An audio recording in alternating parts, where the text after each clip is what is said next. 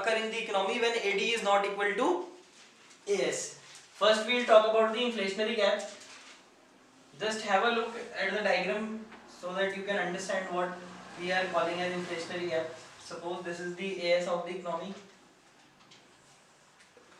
This is AD, that is C plus I, this is C plus S, this is the equilibrium level of the income and employment. Now suppose there is some additional investment done in the economy. What it would do is it would increase the AD. That will be C plus delta I. Okay, so the gap which occurs, so it means that economy will be operating at this level,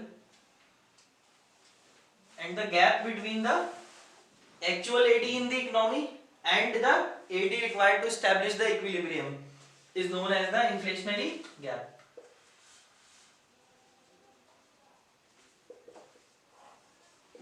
Okay, again on the y-axis I have C, S and I. On the x-axis we have the national income. Okay, so you can simply see, if you do just have a look only at these two curves, that is original AD and original AS, that this is the actual aggregate demand, or you can say this is the aggregate demand which is needed in the economy to establish the equilibrium at this level. But due to the rise in investment, the aggregate demand has increased and has gone to AD1.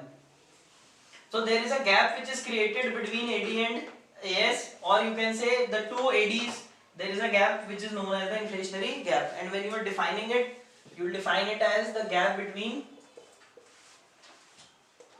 the actual AD, that is actual aggregate demand, and the AD required to establish the equilibrium when actual AD is more than the required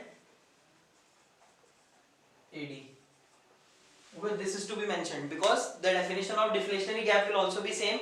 There will be only one difference when actual AD is less than the required AD. So in this case the prices tend to rise. You already know what inflation means, when there is a general rise in the general price level due to more demand in the market. Okay, next concept that we have to study is deflationary gap. Again it is similar to inflationary gap, but you must have understood by this time that what the difference would be. Here the new AD will be below the actual AD.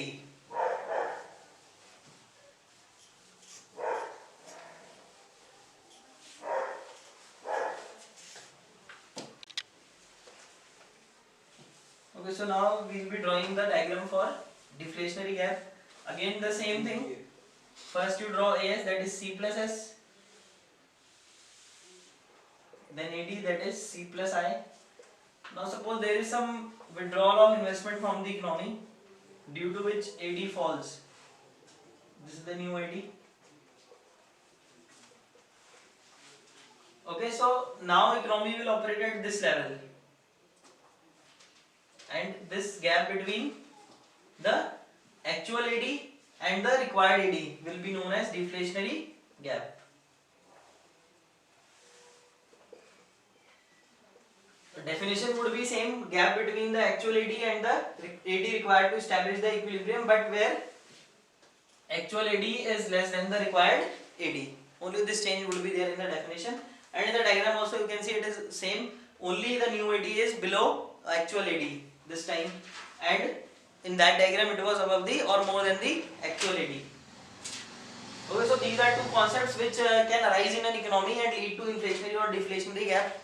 See, though we have done in the assumption of the Keynesian theory that there is no government in the economy and the adjustment mechanism will operate to remove all these disequilibriums.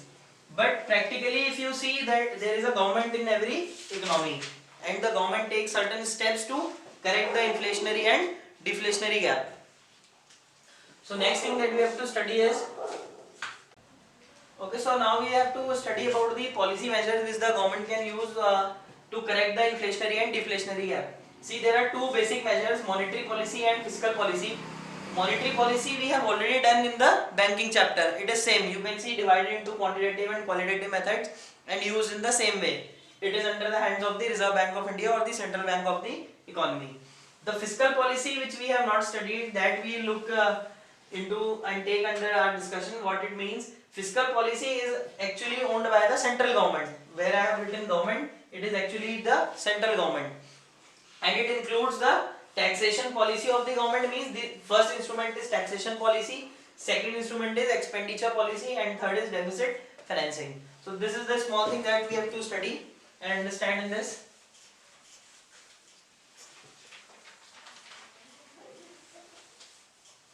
Okay, so the first policy, first instrument of fiscal policy is the taxation policy, or you can call it as government's revenue policy. Remember, government takes taxes from the people, or we can, for now we can only take simply tax. Okay, and in case of inflation, what government does is it increases the taxes so that there is decline in the disposable income or personal disposable income. Remember, YD, disposable income, we have already done in the national income. PDI we have already done, it is the personal disposable income, the income left after paying the taxes. Say for example, the rate of taxation in an economy was 10%. It means if you earn 1000, so you will give 100 as tax and you will spend 900 in the economy. Now suppose taxation is increased to 20% due to inflation. Now you will be able to spend only 800 because 200 will be paid as tax. So this is simple to understand. If you have to define, then you will explain it as taxation policy covers the taxes levied by the government. So when you have to explain it, you will explain it in the way that taxation policy of the government includes the taxes levied by the government on the people, and in case of inflation, the government increases the rate of taxation so that there can be decline in the personal disposable income and the aggregate demand can decrease. Remember, the idea is same as was behind the monetary policy, to reduce the aggregate demand in case of inflation and increase the aggregate demand in case of deflation. So in case of deflation, taxes will be reduced. In case of inflation, taxes will be increased. Then second is the government's expenditure policy.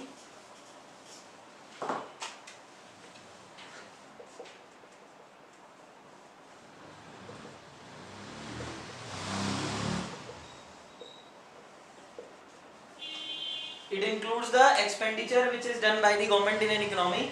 Remember, the expenditure of the government becomes the income for the public. Just take an example. Suppose the government wants to construct a road in the economy.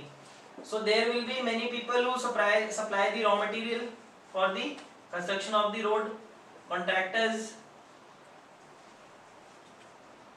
laborers, and many more people will be engaged in this particular task.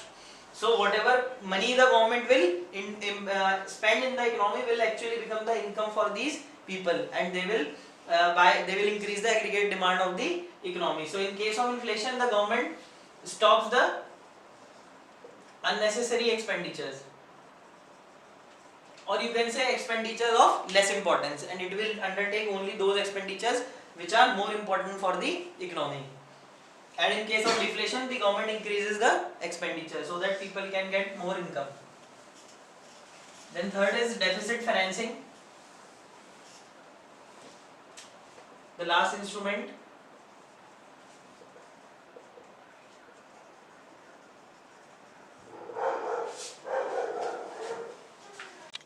Deficit financing simply means printing of new currency.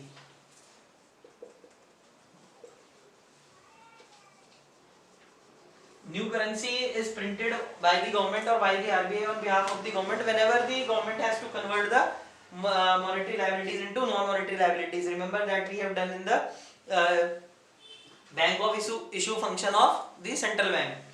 So in case of inflation, the deficit financing is stopped. If there is inflation in the economy, there will be no deficit financing, no printing of new currency, because again it would increase the aggregate demand when this currency will go to the public. While in case of deflation, deficit financing may be allowed by the government. Okay, so these are the three important instruments of the fiscal policy, and remember, monetary policy is same as we have done for the in the chapter of banking.